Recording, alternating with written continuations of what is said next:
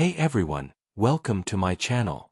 If you're new here, this channel is all about simple and easy tutorials to help you learn new things step by step.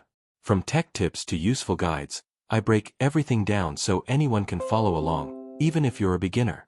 Make sure to subscribe, hit the like button, and turn on the notification bell so you never miss a new tutorial. If you have any questions or want me to make a tutorial on something specific, just leave a comment below. I always read them.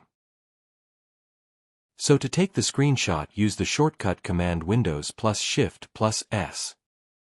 And right here you guys need to choose a border to screenshot.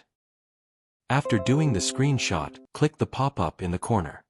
And here you guys can save it or copy it or share it, and guys you can edit the image. So right by clicking the saving icon you can save the image. So yeah guys, that's it for today's video. Make sure you all subscribe to my channel.